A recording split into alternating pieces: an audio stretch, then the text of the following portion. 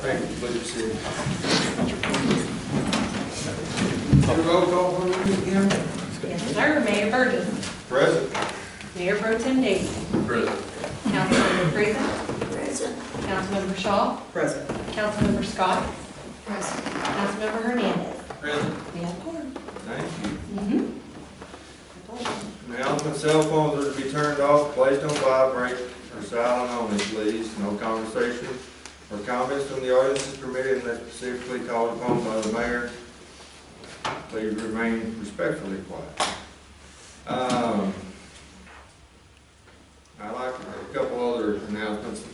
The city council sign up for the election is still ongoing, but the last day to sign up is this Friday. The packets must be filled out completely and signed and notarized and turned in by 5 o'clock this Friday to have your name on the ballot for the May election. I also like to say I was honored to be present for two of our newest officers' swearing-in ceremonies and badge pinning, which is a big day in their lives, to get that first badge on their chest. And I was very proud of both of them. I had the opportunity to talk to a couple of their instructors from Navarre College in Waxahachie, and they praised them both highly. I was very proud that we were able to recruit these officers, and I know they are going to be very well trained with the command staff we have, with the chief and the captain, and their field training officers are quite accomplished, and they are going to get off to a great start. A couple other announcements. We are moving some of the trash cans out of the way because we're getting ready to put the sidewalks in around the square. They're going to be handicap accessible, and the sidewalks will also be very beneficial to activities we have on the square. It's been measured out to be right at a quarter of a mile, so if my math is right, if you make 8 laps, you'll get you a mile in and get to walk around beautiful downtown. So we are real proud of that. We also are finna erect another flagpole, the same size as the one we got, fly the Texas state flag, and we're going to move the marquee sign. It hasn't been working for the last couple of months, but we had the company come out and look at it, and it's something to do with the antenna upload system, and they're going to fix it. Well, we're going to move it down in front of the city hall, and that's about where the flagpole is going to go, and I think that'll help beautify the square. And plus, as we discussed a little earlier, there's approximately 23,000 to 25,000 cars going by 67 and 157 per day. That will increase the visibility of that sign greatly. Especially as they're sitting there at the red light, they'll have time to read it. Where I know most of y'all noticed, you're coming south, the building's blocked. If you're coming this way, the fire department blocks it, but we're going to keep the fire department. We're not going to move that just to put a sign. Put us in a new place, we don't mind. Well, we're probably going to one day.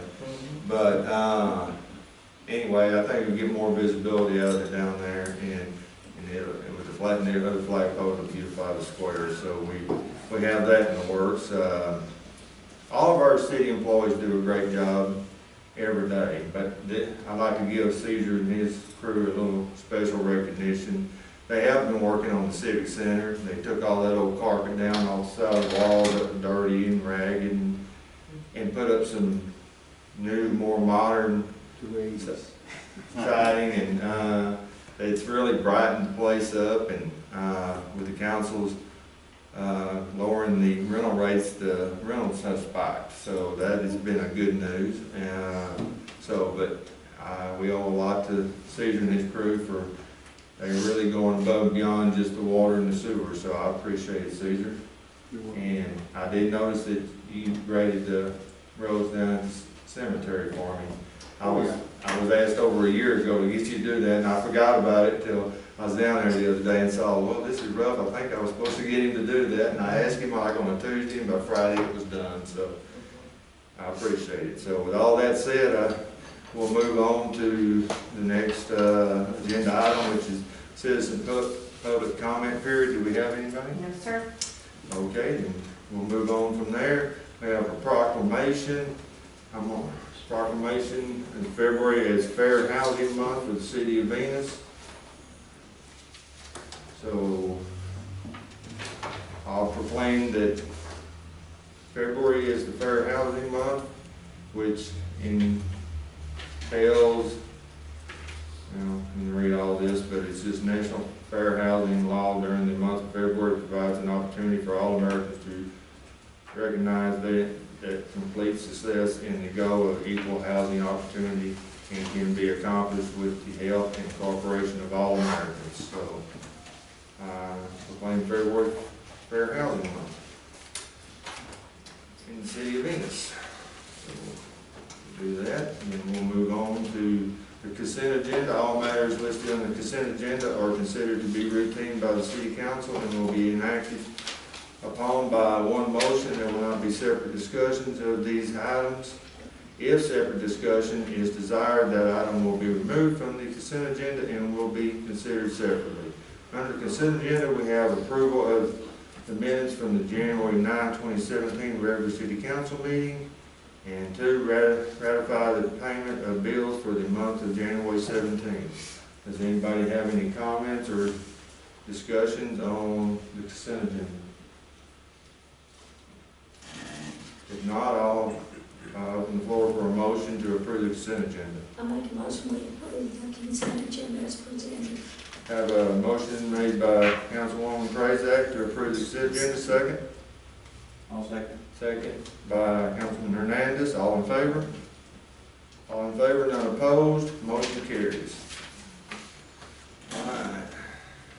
Items for individual consideration. Discussion, consider approval of ordinance 447, 2017, an ordinance of the City Council of the City of Venus, Texas, ordering amendment of the City of Venus Code Ordinance Chapter 6, Animals, to update the regulations dealing with the care and control of animals within the city, adopting state law provisions dealing with rabies control, dangerous dogs and unlawful dogs, restraint, providing a criminal penalty, confirming Texas Open Meetings Act compliance, providing a severability clause, providing a repealer clause, providing a publication clause, providing an effective date, and providing a certification of adoption. Chief, you want to give us the highlights on the new animal ordinance? Absolutely. Well, this has been a work in progress. I know Cass has been working on this for a long period of time, and it kind of branches off of this discussion we had last month where I was here digitally. But this is a really good ordinance, and I think it's really important that the ordinance itself, Cass took into consideration a lot of things that you recommended in the ordinance. I hope that you've had time to review it and make any type of suggestions here to where we can improve it. But a couple of highlights that we really think will be important is it definitely just demonstrates what is dangerous animals. It gives us citizens a clear understanding of those dangerous animals and what they can and cannot have. The issue for us with dangerous animals in our community is we don't have the personnel to be able to maintain any type of dangerous animal. We're having a lot of citizens moving in. So the fear for us is more people that move in, potentially bringing those dangerous animals, we're not able to offer the service to be able to restrain them from harming our citizens. The other thing that's really important for us in this is the animal microchipping. We can work with our citizens to make sure we offer that at as low cost possible to them, possibly bring some of those agencies out to do that. But one of the things we currently run into is when we find a dog, we have no way to locate its potential owner. And that dog, the only thing we can do is bring it to SPCA, which costs us a significant amount of money. And it's a lot of hassle for those citizens having to drive to Waxahachie to pick up their dog and pay those fees and fines. If we have the microchip, then we can get the microchip reader. When our animal control officer catches that dog, he can read it, see if it's a local resident, and then bring that dog back to the resident owner. Because I think that links the owners to the pets a lot better. The chickens is covered in this ordinance, and there's an alternate way I think we can talk about some of that as well. But what we're going to do is create a fair understanding of what our citizens' expectations are. The other thing is here, I believe it requires a leash. We've had I think, 3 or 4 kids in our community where the animals were under voice control, which is currently allowed in our ordinance. And so people perceive that their dog will listen to them, but once their dog starts running after a child, that dog doesn't listen anymore. So we want to make sure we require our citizens that they have their dog on a leash. And it'll help to rectify some of those children that are getting bit by parks in these areas. I think we can answer any questions you guys might have, and I know Cass, I think this is an outstanding ordinance, like you usually did a great job on portraying it. Is there anything you wanted to highlight for them? Yeah, Cass, would you, before we start questions and anything you wanna? The only thing that's a bone of contention is chickens. And so if you'll see in the packets, we made a chickens no ordinance, and then we did a chickens yes alternate language. And we can adopt it either way. And everything else, the staff were very helpful. James Halstead, Captain Groom, everybody was involved in the process, and we cleaned it up a lot from when you guys saw it last month. So any questions were available. Mayor, did you like the alternative language I sent you? It was pretty good. Wow, you said something nice. Well, I tried, but And I didn't understand about that on the chicken ordinance, on the alternative language. Does it limit it to an acreage or just being 50 foot away from somebody else's property? I think I didn't put an acreage No, on you it. didn't. If you know, like 1 acre or 3 acres. I mean, Mansfield, I was reading some of theirs, and Mansfield currently has 3, but it's in front of the city council being discussed, and they haven't acted on it yet. They put it to a subcommittee, which I guess they have, subcommittees, and trying to get it reduced down to 1 acre. They have wards for their city councilman up there, and I guess he lives out in one of the wards that people want to reduce it to 1 acre. Yeah, most cities believe that if you're going to restrict the chickens from free range, if they have to be in a pen, then it doesn't matter what acreage, because they're going to be in a pen. They're not going to be running around. And then it's just a matter of having them not being too close to any other residential structure. So I didn't put that in there as a restriction because they're not running loose. Yes. Our alternative language says they have to be in that pen or that enclosure. Right. And in that situation, it wouldn't really matter if you have a big backyard or a small backyard. In my opinion, if That you makes, guys want to that add makes it. sense. I was just asking the question, but it doesn't make sense. But It says 50 feet. 50, Shall The be big kept many 50 habitation. feet or more from any other habitation. habitation located. And the reason I did that is because if you look at your backyard, if you put the chickens back there, if you have a small backyard, 50 feet might block some people from doing it at all.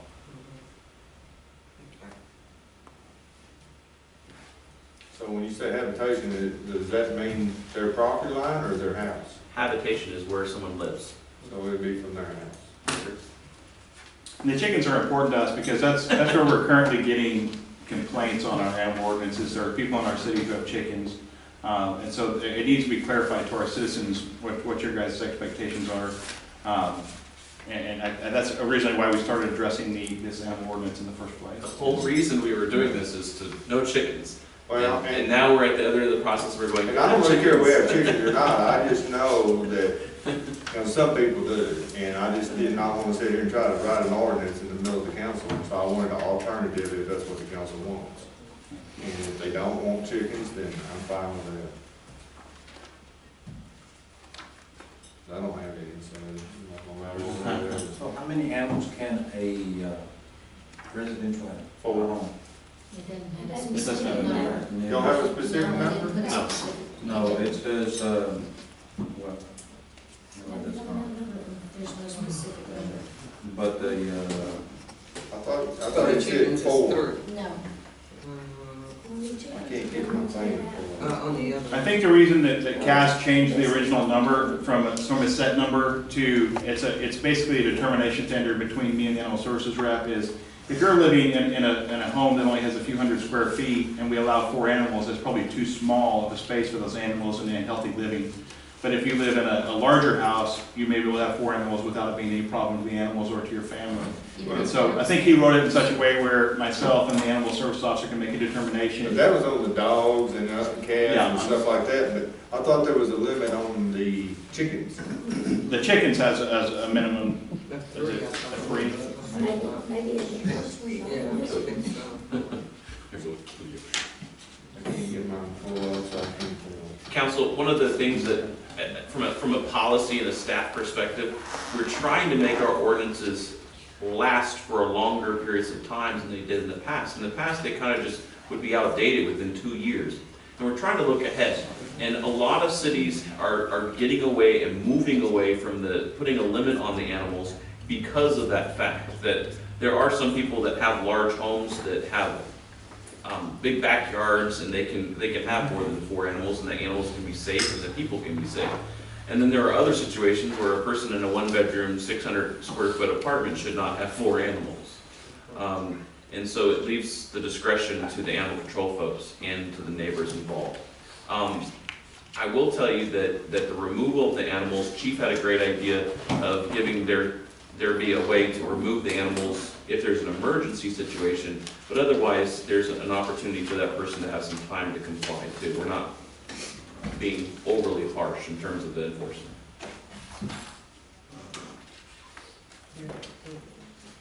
Yeah, I thought they'd come up with Okay. on my Michelle, phone. I think they want a porch. It's in the original, that's not the old one. Yeah, that's in there. Oh, do you want to, does he need the ordinance, the new ordinance? Yeah, so even in the alternative, it says owners shall not keep or maintain more than 4 chickens. That's how I read that somewhere when I was preparing for this. So you did put that in there, in the alternative one. I never denied that I didn't. It's, in the new ordinance where we allow chickens, it's in subsection D1, says owner shall not keep or maintain more than 4 chickens, and chickens shall be kept a distance of 50 feet or more from any habitation located on the other's property.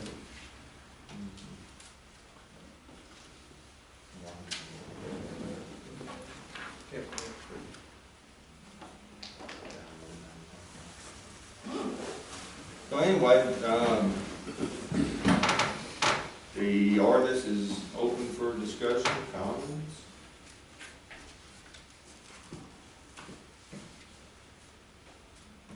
So are we saying that they can have 4 chickens plus animals, or a total of 4? That would be determined by By the size, chief okay, and the setup of the house. If, you know, a little efficiency house and they got 4 chickens and 6 dogs and 3 cats, that might be excessive. You Right. know, if they got 4 chickens and 1 little chihuahua, maybe not.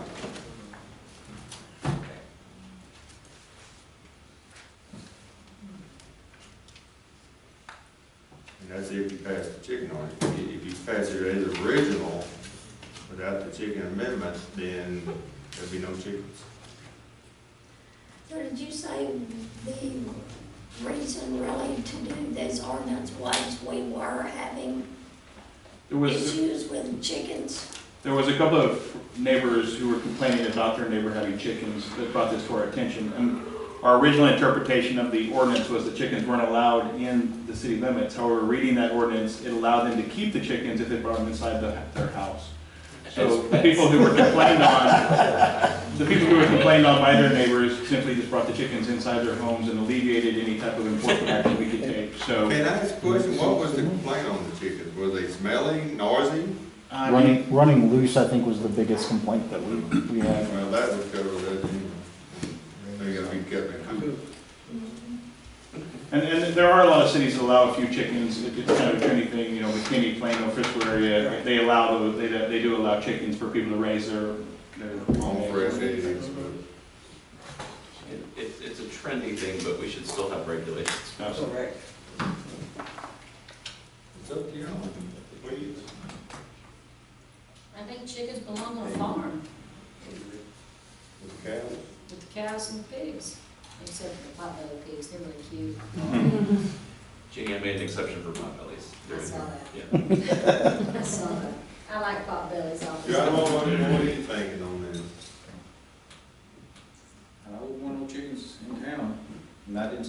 house either. We're renting that house and one It's day. bad enough to cook, but let's decide that. I guess, That's yeah, well. Wes, what do you think? Thinking too hard down there. I don't know. I'm just looking at it and I was reading it over. Okay, well, we'll get Yeah. back. Jeannie, you come up with anything? No. It is a trendy thing now, very much so, and, you know, with moving forward, economic development, you gotta kind of be open, not too open, but I think that having them would be a good thing. I just, Okay, well, I mean, that's what, we gotta have an opinion, we gotta have some, you know, get opinions toward something, so. And at least this would keep them from running loose, over in the neighbor's yard. I guess it would depend on how many roosters they decide they're gonna own. No. no roosters. No roosters. I said no roosters. No roosters. On the ends. So this is really whether we like grilled chickens, no boy They chickens. can't have more chickens than that chicken. That's good for the family. Yeah, we're. I like the sound of it. And roosters. And soup. Caesar. Yeah, but you get up early enough to look. That's right.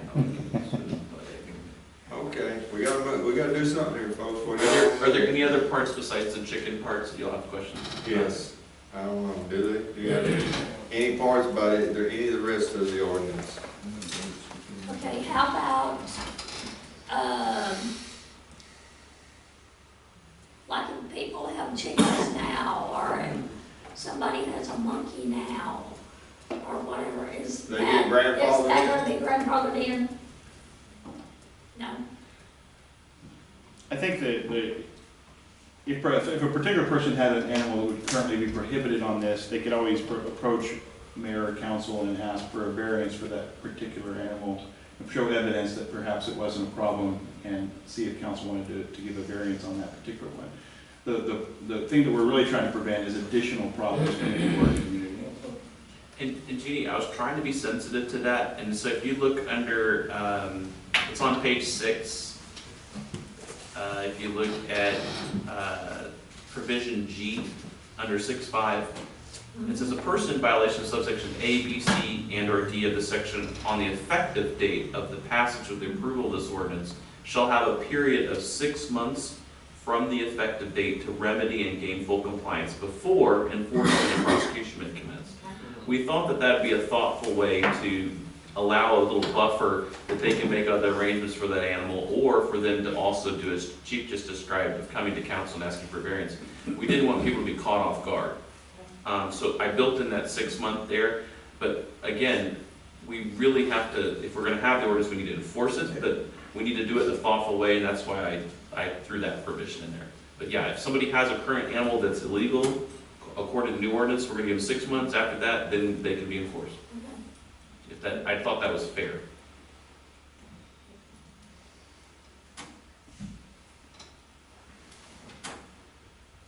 I was particularly harsh on bees because I hate bees. I can see I can get attached to a dog, cat, and even a monkey, but I don't know about a bee. They bite you and you have to go to the hospital. You know, you get attached to them, they're attached to them to you. They sting you. All right, we need to move along. Any ideas? Other comments? So which way would the council like to run with the chickens? With or without? I don't know about you, but I will run with the So chickens. before I make any. I might even be on that run. Maybe not. I think we need to do the alternative and let people have the chickens as long as they Meet all, follow this. meet all the requirements. Meet all the requirements. Ms. Shaw? I concur. I'll agree with that, because I don't think they need to be keeping chickens inside their house, for sure. They're nasty. I would agree with that. Geronimo? Wes, anything? I concur on the chickens. Anything, okay, anything else on the ordinance besides the chickens? If not, then the floor is open for a motion to approve ordinance 447-2017. I make a motion to approve ordinance 447-2017 With the, with the Chicken amendment. alternative of, with the chicken amendment. have a motion by Councilwoman Prezak, I'll second. second by Councilwoman Scott, all in favor? All opposed? Abstain? Four in favor, Mayor Pro Tem West Beatty abstains. Okay, moving along. Discuss and approve final plat for ETJ property located at Stroud Addition, Lot 1, Block 1, 1.657, 8 acres for Stephen Cruz with United Built Homes. Are you here? Stephen is here, yes. How you doing, Mayor? Is this very similar to the last two? Yes, sir. We got it down to a science by now. Sounds like we're working on it. Is it, the Stroud Addition, is it It's on the still same street, same street? Yes, sir. Okay. same side of the street. Same side of the street. So, this has all been approved by our city engineer. Any questions for Mr. Cruz? Any comments? Okay, thank you. Floor is open for a motion to approve the final plat for the ETJ property at Stroud Addition, Lot 1, Block 1, 1.657, 8 acres for Stephen Cruz. I'll make the motion. Have a motion made by Councilman Hernandez, second by Councilwoman Shaw. All in favor? All in favor? Who made the motion? Councilman Hernandez. Second by Councilwoman Shaw. All in favor, none opposed. Thank you. Thank you, sir. Discuss and approve final plat for an ETJ property located at Addition, Lot 1, Block 1.89 acres. Horatio is here, sir. Horatio, is that for you? Yes, sir. Okay. Where is this located at? 11300 County Road 501. 157 north to 509, you make a right, and it's, I don't know, a couple hundred feet down. Or left, I mean. Yeah. 57, on 501, it's on the left-hand side. Yeah. And he's building A permanent home is what Permanent we're home? Yes. But that's in our ETJ, so we only have control over platting the lot, and then he'll go through the county as far as his building code goes. Okay. And of course, the plat and everything's been approved through our engineer. Any questions? We're not gonna be supplied at the water and sewer? Not in ETJ. Okay. Not at this time. All right. We would love for him to be in the city one day, though. Someday. Any other questions, comments? And the floor is open for a motion to approve the final plans for the ETJ at Lot, Conservation Lot 1, Block 1.89 acres. I'll make the motion. Motion made by Councilman Hernandez, second. Second by Mayor Pro Tem Dady. All in favor? All in favor, none opposed. Well done. If you can come by tomorrow and pick those up. Okay, thank you. Discuss and adopt ordinance number 448-2017, amending the budget for the fiscal year, amending the budget for the fiscal year 2016-2017, authorizing the appropriation of funds to provide for the repair of the city's own civic center building west face wall. This was discussed on the 4B board meeting and approved as a recommendation from the 4B board, but the council has to officially move the money in the budget. So, any comments or questions? No question. Yes. We're gonna do the other side of the civic center eventually, maybe. Eventually, maybe, yes. I would love to do the other side, but that'd be another 30,000. And that's what it costs this side. We'll see how this comes up first, you know, for a little while. And then but we're just trying to make the front blend in. And, if it looks good next year maybe, and the money's good, we might do the other side on there. Probably never do the back because it's kind of hidden, but, you know, the other side might look good, especially someday if we move that water tank somewhere else and get a bigger one, it might have some parking out to that area or something. So, yeah, I agree. I think it'd be a good idea down the road, but right now we're just gonna try to see if we can get that front where it blends in. Any other questions? Comments? And the floor is open for a motion to approve ordinance number 448-2017. I make a motion we approve ordinance number 448-2017. A motion made by Councilwoman Prezak, second. Second. Second by Councilwoman Shaw. All in favor? All in favor, none opposed. Table the next two, man. We're gonna have to table the next, agenda item 5 and 6 for purpose of, we're gonna have to do some more research. So we can find out whether or not it's legal or not. So we'll get back to that at a future date. Number 7, consider adoption of an ordinance number 551-2017 of the City Council of the City of Venus, Texas, calling for a special election to be held within the city on May 6, 2017, to submit a proposition to adopt the additional sales use tax for property tax relief, making provisions for the conduct of special elections, providing for other matters related thereto, and providing an effective date. Chief, you want to explain this? I mean, I know exactly what we're talking about, maybe you can. Yeah, so actually, Jim Sabonis is here. I believe he spoke to you guys last month, and he could probably help direct us on this a little bit. Good evening, Mayor and council members. Thanks for the introduction. My name is Jim Sabonis. I'm the financial advisor for the city. I've been working with the staff to look at how the city has to go forward and fund some of its capital needs. One concept that became apparent as we did our analysis is our city's not charging the full sales tax that it can. There's 1/4 of 1 cent that's not being charged.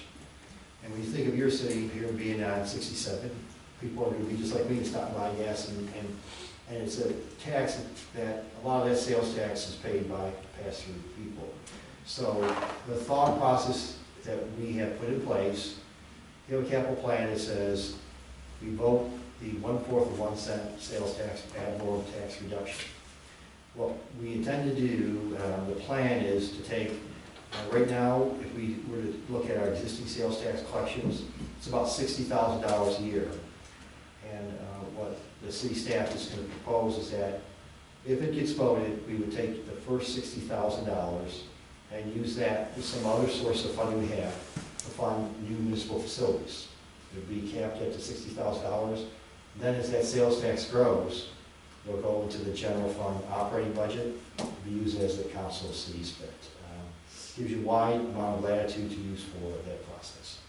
So simply, this would be an election to put the additional 1/4 cent sales tax in place to make you on par with many of the other cities here that levy the full 8 and 1/4 cents. I'll answer any questions you have. So, does the majority of cities in this area charge the full amount? Was it 8.5? It's 8 1/4. 8 1/4? Generally, We're at 8, right? Correct. And the way it works, the state charges 60.25. Cities have 1 cent on their general fund, and then they have a variety of options that they can do. We've actually put in place a portion of that, 0.75, 75 of it, we don't have the others. And again, representing a lot of communities, it's a good funding tool, and most cities try to take advantage of it. So I actually think it just puts you on equal footing in most other cities, and especially cities like you that I represent, where you're on a highway, people pass through, and you start thinking where those dollars come from. A large portion is paid by people that don't live in the city limits that are going to be paid. So a vast majority of my clients use all the sales tax that's available, so they can actually fund those projects. Well, it says here in this agenda item, says use tax for property tax relief. That doesn't necessarily mean to reduce their taxes, it just means that we don't have to go up on their, it can mean, we just don't have to go up on their taxes too for some of these infrastructure Correct. items. And that's the goal, is to use available sources, not you go up in your taxes. And technically, what we're going to be doing is we're going to be increasing our general fund sales tax collection by this 1/4 of 1 penny. And ultimately, it'll go through truth and taxation, and it'll provide a funding source that will prevent the need to go up and have lower taxes, or potentially lower and lower taxes in the future. Well, what I'll say is that initially, the thought is the initial amount that we capture will be used for funding, with all the growth being to be determined by the city council and its annual budgets as they go forward. And the numbers I'm quoting, if I'm correct, is before some of the liquor stores, the beer and wine that you expect to be jumping way up there. So our actual expectation is next year you'll actually have extra sales tax coming in that we won't be utilizing. Above and beyond this. And just so the council understand, we're not voting on the tax tonight, we're just voting to put it in front of the voters to approve or disapprove the increased tax. So it's just, the ordinance is just to put it in front of the voters, because it is certainly be their call, whether they want it or not. But it also, like, gentleman saying that a lot of our sales tax right now comes from all 67, and a good majority of those people are passing through.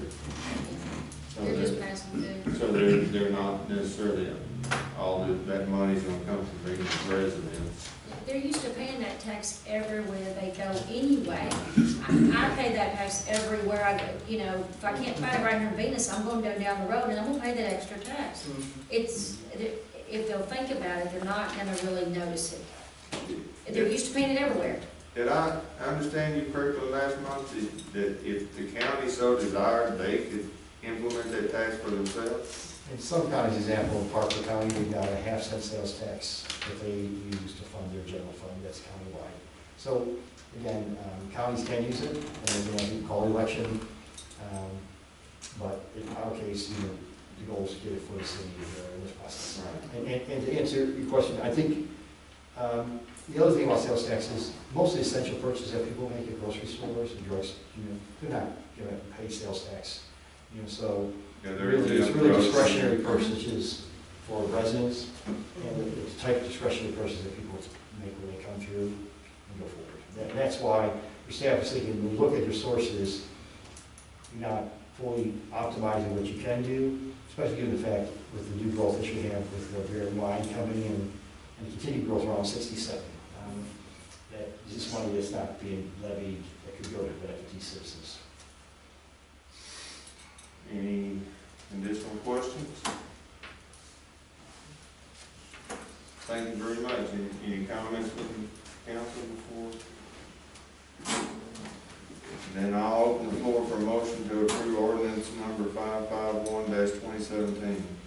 I'll make a motion to approve ordinance number 551-2017.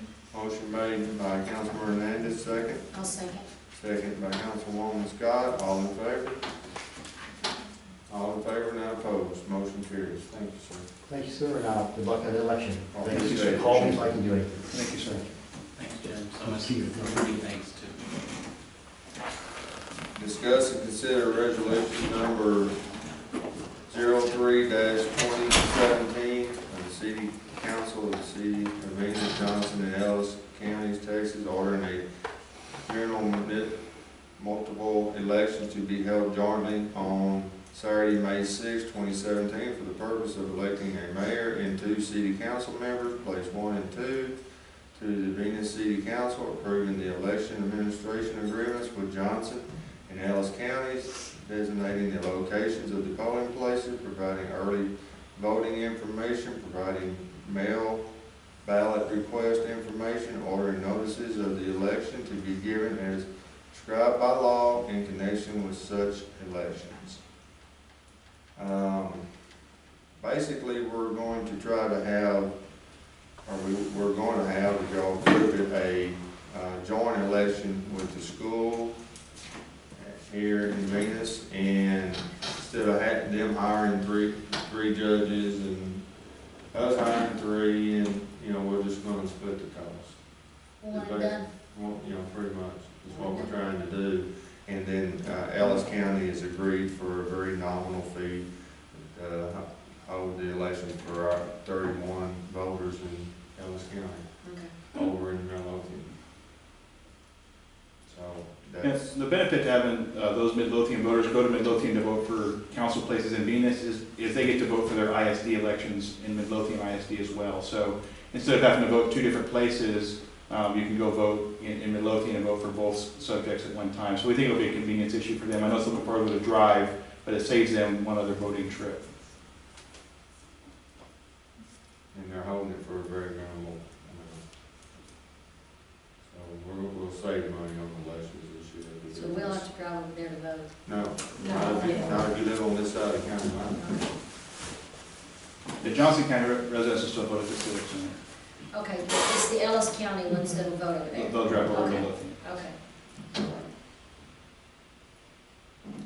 Any other questions? And, the people, the 31 who live in Ellis County, can they vote for Venus? No, they can vote for Venus City Council, but they'll have to vote for it in Midlothian. Okay, so any of those 31 people, they can vote for the council, but they have to vote in Midlothian. Correct. That'll be their polling spot, but yes, they'll have the same ballot as anyone over here will have. The same names on it.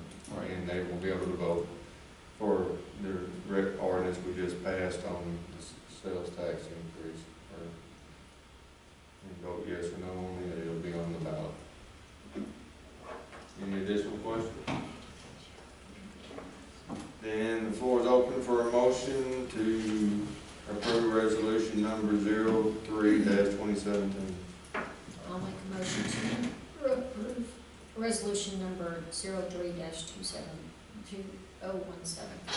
Motion made by Councilwoman Scott. Second. A second. Second by Councilwoman Prezak. All in favor? All in favor, none opposed, motion carries. Number 9, discussion and consider approval of resolution number 04-2017 to adopt the procedures and practices in connection with the City of Venus, Texas, participating in federal funding community development block grant projects and adhere to the regulations and described therein. How many times we gonna have to do this, Chief? There's a lot of paperwork associated with these grants we've got. Every month we get some different things that are required for those grants, and these are required. Public management sends us those to make sure we're in compliance and able to get our money, and these are just our, talk about like the fair housing resolution and different things the federal government requires for them to be able to supplement our grants, so. The resolution just backs up the forms we have to sign. Okay. Any questions? Comments? Floor is open for a motion to approve resolution 04-2017. I'll make a motion that we approve resolution number 04-2017. Motion made by Councilwoman Shaw, second by Mayor Pro Tem Dady. All in favor? All in favor, none opposed, motion carries. And executive session, I believe we have a couple items for executive session tonight, so I'm going to adjourn into executive session at 7:55.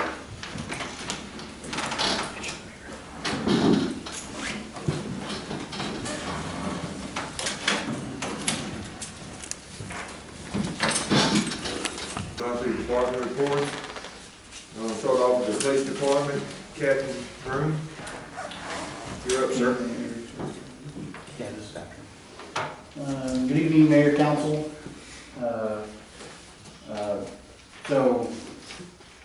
Last month we finished, or I guess we've got 4 out of 5 rifles trained and out on the street.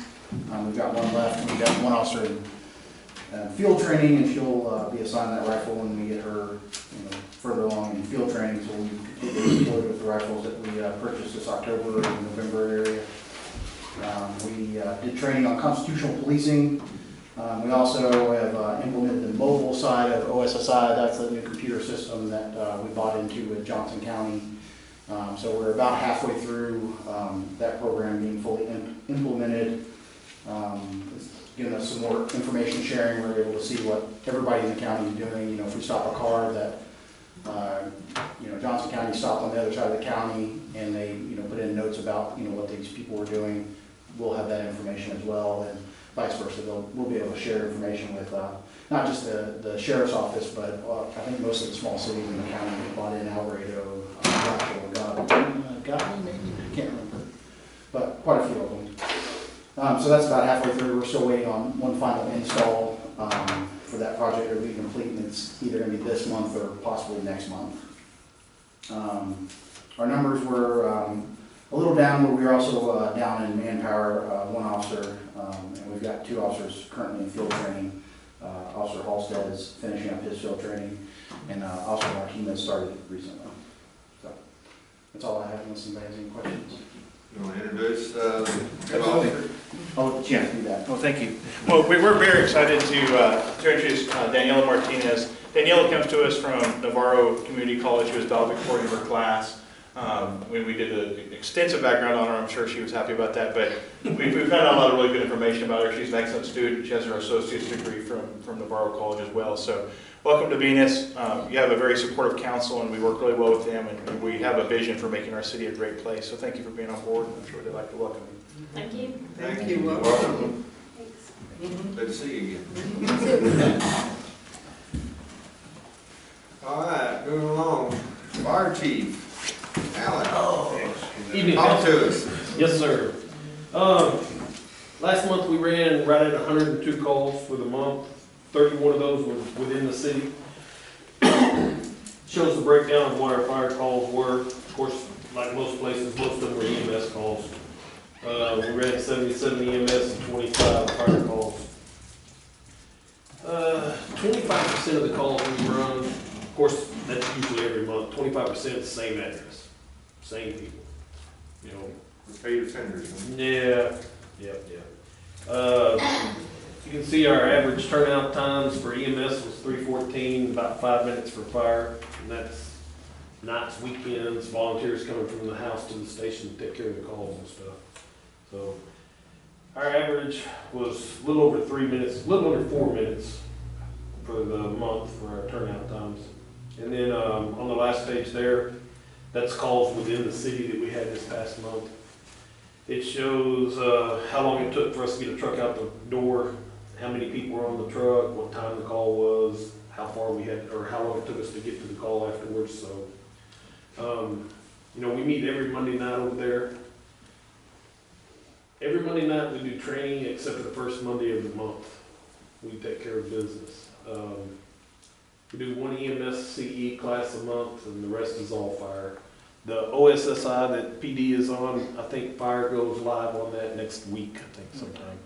So we'll be on the same system as PD, so they can see where we're at, they can see our calls, we can see where they're at in the county. So it gives us a lot more interoperability on calls where we need it. Because right now we have no way of communicating with PD when we're out on calls with them with us, really. Correct. So that was one of the benefits of going to this OSSI. It puts everybody on the same system, so. And I'm really excited about OSSI for our chief, and I know the council, we spent, it was a good chunk of money on that, but I think we're gonna really read through awards of, get better information, be able to work with other agencies a lot better, and be able to coordinate our response to whatever emergency is going on for our citizens in a better way. So, it's an amazing relationship we have with fire chief, I appreciate that. Thank you. But that's all I got. So. Thank you, Chief. Caesar, you're up, buddy. You know, we just went through this holidays and stuff, and we, last month, we put those expensive decorations that we bought a couple of years ago, and they're still working real good, and we're trying to keep them that way, so we'd be proud to put them up every year, so. And I know that when we bought those things, we thought about buying more, you know, like every couple of years, we're gonna add on a little bit of something, so this year's, you know, it's been 2 years, we paid them off already, so I'm hoping that we can look for buying some more, probably by the end of this year. We work over there at the Civic Center, at the Civic Center, we did some repairs there, and you'll see, Geronimo seen that the wall that we fixed, the inside, we ripped that old carpet and stuff. Great. Looks good, I think, and, yeah, it'll make us proud. We've been working over here in front of the square, we put that little, barrier there, little curb there, you know, trying to get the traffic flow going on the right direction. Hopefully we can accomplish that at the end of, you know, this month. We've done some work over there on 214 and the student drive. You know, we're not doing a whole lot on the student drive because we're fixing to get a lot of traffic in there, you know, heavy trucks and stuff. We're using just road base to keep that road, you know, open, as well as 214. On the street projects, we got 3rd Street and Pine Street paved. You know, they're done for the in front of those new houses there on Pine Street, so everything is looking very nice over there. And I'm looking forward to see if we can get something done on the square here, you know, the next part of the project for the streets. And we've been working over here on this curve over there by the school on 157 and 109. Cleared all that brush there. We hauled off part of it, and it got to be too expensive to get it, you know. So we're gonna burn the rest of it, you know. We're gonna get rid of it that way. You gonna burn it? Yeah, we the chief checked into how we can burn it, you know, instead of getting a permit from, not necessarily. We're gonna have a permit. Well, we can, let me explain. If I don't know yet. if you have brush, Not in front of the fire chief. if you have brush that's collected on a particular piece of property, you're allowed to burn that as long as it's okay with the fire chief. The reason we can't burn all the brush that's our public works facilities is it was collected throughout the city. So a city can't go out and collect a bunch of brush and then burn it. So we will be able to burn the trees that were taken off of that property because we didn't bring any other limbs to that location. So we'll work with fire chief to make sure he's there to make sure there's not a fire spreading. But we can't burn all of the mounds of pile of brush at Public Works because that was brought to that location. And TECQ currently has not given us a permit, and I don't know if they're going to. So. Many years, Venus used to gather all the brush and stuff and put it out here by the old sewer plant and have a bonfire. That's illegal. That's how we used to get rid of it.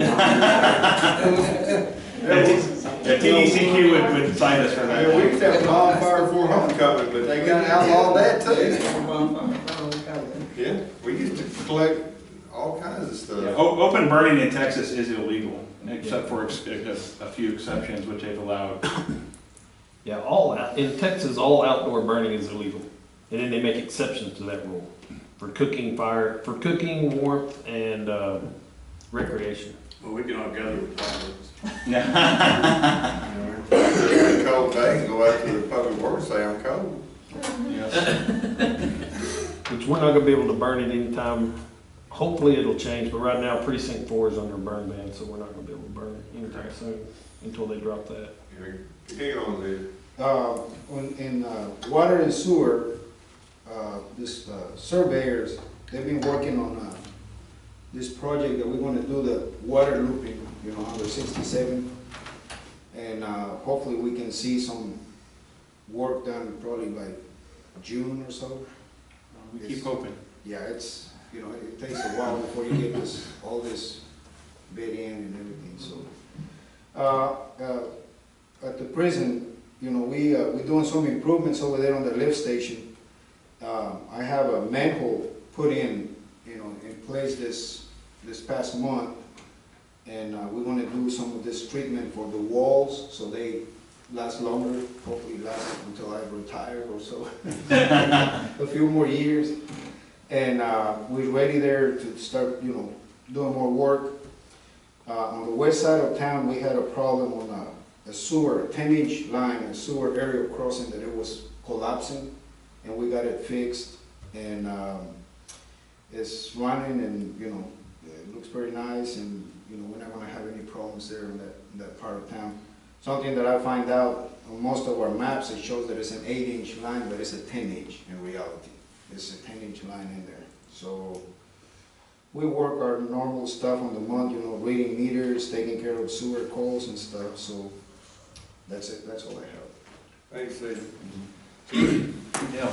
Well, I want to speak to Caesar's professionalism a little bit. We've put a lot of stuff on Caesar over the last couple of months as far as, you know, maintaining all this current things we have, but, you know, fixing the Civic Center walls, making a lot of improvements to the city. And he and his guys that are complaining, they go out and they just do a great job, whatever we're asking them to do. And Caesar, I really appreciate that, and I know council really appreciates your efforts, guys. So, as far as city administration goes, we converted to the new city hall operating hours. So far, we haven't had really any complaints on that. We've been monitoring it to make sure we're giving the services to our citizens, but so far, everything seems to be going well. It helps personnel-wise. We have seem to be more people there, be able to stay open for lunch and different things a lot better. So I appreciate you guys letting us do that. We worked with the city's attorney throughout this month. We're on the animal ordinance, but also identifying some future ordinances we need to have in the works and be able to present to you guys in the coming months. What I've been starting to do is accumulate some information for a strategic plan. Currently, the city operates on kind of just a month-to-month basis, but what I'd really like to do is give you guys some options for a 5-year strategic plan so that you can kind of direct us what you would like us to achieve and have a kind of a vision for where we're going. And so hopefully in the next 3 or 4 months I can get that together and we can put it before council and maybe do a workshop or two and let you guys kind of come up with a plan for the city so we can move that direction. We've had a really good sense of training in January. Tara Shepard, our court clerk, was able to go to one of her mandatory classes to get her court level 3 certification. There's a couple of other classes she has to go to, but that was really important to her and she was able to attend that training. Rana was able to attend, it's called the Tony Corinth Supervisory Academy. It was an intensive 1-week training on how to be a supervisor and city management and different things. It was a very select group of people that were able to go and she applied and was selected, and it was also free of charge. So we really appreciated her doing her normal duties, making sure everybody gets paid, which is we all really appreciate. But she would come in, she would go to that academy all day, and she would come in the evenings to make sure and do the bills and then do the payroll and things. So that kind of dedication is really hard to find, and we appreciate you doing that. I was away at what's called Leadership Command College. But it's a very select group of people who get selected. I applied for this college back in about 5 years ago when I was with Plano, and there are so many people that apply, it takes that long to kind of get into the program. But Module 1 is where I was at. I was at the Mays School of Business at Texas A&M University, which is the #3 business school in the entire nation. And what I was doing there was learning about budgeting and some different things for the city. So hopefully in this next budget year, we'll be able to present things to you a little bit better. Some of the things that we worked on is being able to explain to you what our budget is, cost per citizen. So then we can explain where are we at compared to Alvarado or Midlothian. Are we really getting the biggest bang for our buck? And it's called lean management. So I want to be able to incorporate some of those ideas into our future planning, talk about capital budgeting, where we're moving money from cash dollars into infrastructure, streets and sewer lines and water lines and those projects, and being able to explain it to you guys and to the citizens so they understand where we're putting our money. But it was a really good training academy, and again, it was for free. They paid for my hotel, my food, my transportation, everything. So it was a really good thing for the city and for me to be able to go learn that training. I appreciate you guys letting me go and not be here for that one council meeting. Things are going really well at the city, but like I said, your vision is very important, and I know that all of our citizens appreciate your guys' efforts, so thank you very much. Thank you, Chief. Council doesn't have anything else? Any comments, questions? If not, then I'm going to adjourn.